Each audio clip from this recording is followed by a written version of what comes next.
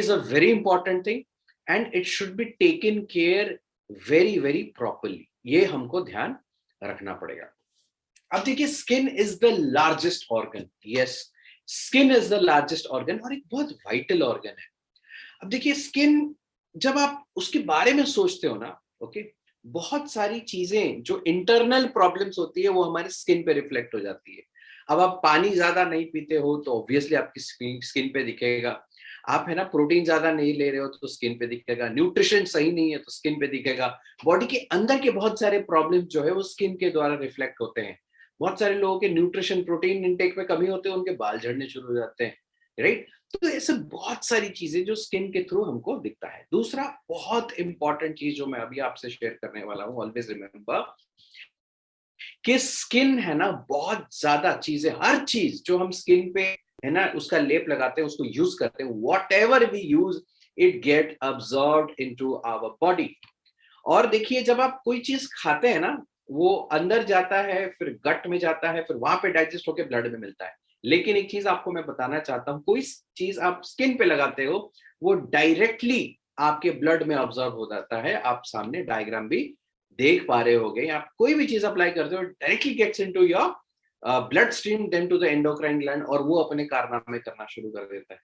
तो बचपन में छोटे बच्चों को है ना वो मालिश करते हैं ना, तेल मालिश करते हैं, उनके स्किन के लिए नहीं करते. वो बोलते हैं कि तेल मालिश अगर अच्छे से किया जाए तो उनकी हड्डियां मजबूत होती है. कैसे होता है? ऑब्वियसली तेल मालिश होने से अंदर अब्सॉर्ब होके हड्डियों में अब्सॉर्ब होता है and the bones become strong. तो it is very important for each and every one of us to understand. ये सिर्फ तेल लगाने की बात नहीं है बच्चों के अंदर. हम आज के डेट में अपने स्किन के ऊपर कुछ भी लगाते हैं, may it be your face wash, may it be your brightening cream, या कुछ भी आप अपने फेस पे लगाते हैं, सारा का सारा चीज आपके बॉडी के अंदर जाता है. अच्छी चीज लगाओगे तो वो भी बॉडी के अंदर जाएगा. टॉक्सिन्स अपने चेहरे पे लगाओगे तो वो भी बॉडी के अंदर जाता है. इस चीज को हमको भूलना नहीं चाहिए. It is very important for each and every one to understand whatever we apply on the skin, it goes inside. Okay, so be careful and be careful with your kids, be careful with your family. Whatever they are using on the skin, we have to be very very cautious about it, right? अब जैसे मैं आपको एक example देता हूं how dangerous it is sometime when we try to understand कि skin मतलब है ना के ऊपर कुछ भी लगता है तो कैसे वो वाइटल होता है. अब जैसे एक स्नेक बाइट हो गया है ना, आपको अगर सांप काटता है ना, अगर स्किन पे काटता है तो तुरंत उसका जो वेनम है वो ब्लड में जाता है, एंडोक्राइन ग्लैंड में घुस जाता है और उसके बाद है ना हार्मोनल डिसबैलेंस होता है और and people die out of it.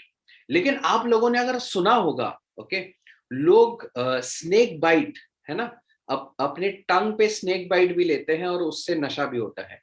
There is a very dangerous drug, obviously overdose kills, but still then हल्का डाइल्यूट करके भी बहुत लोग हैं लेते हैं उसको और उससे भी हैंगओवर होता है. तो इसका मतलब क्या है कि अगर कोई टॉक्सिक चीज अगर हम अपने गट में लेते हैं, हम खाते हैं उसको, तो उसको उससे बचने के चांसेस हैं, या उसको है ना बॉडी है ना मे बी उसको मतलब उसको कैसे क्या मैनेज कर सकता है. लेकिन if anything goes through your skin, body manage नहीं कर पाता है क्योंकि उसके सिस्टम से ही अलग ही सिस्टम से अंदर घुस रहा है, सीधा ब्लड में जा रहा है, सीधा एंडोक्राइन ग्लैंड में जा रहा है और हार्मोनल डिसबैलेंस होता है. तो ये सब मैं कहानी क्यों बता रहा हूं?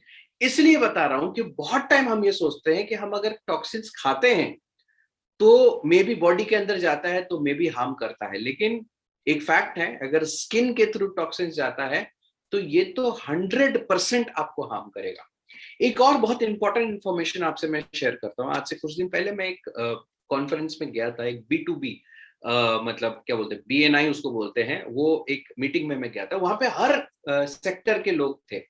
It was a business networking, मतलब B2B नेटवर्किंग का वो था फोरम, जिसमें अलग अलग बिजनेसेस से लोग थे और एक दूसरे से इंटरेक्ट कर रहे थे. तो वहां पे आई मेट LIC एजेंट. मैं एक LIC एजेंट से मिला तो उन्होंने मेरे को एक बहुत इंटरेस्टिंग चीज बोला कि उन्होंने बोला कि LIC में कैंसर पॉलिसी भी है. मतलब अगर कैंसर होता है तो उसके लिए भी एक पॉलिसी है, आपको इंश्योरेंस पॉलिसी है. और उन्होंने बोला कि एक मेल, एक for a man the annual premium is approximately 3,000 rupees, but for a female the annual premium is 9,000 rupees.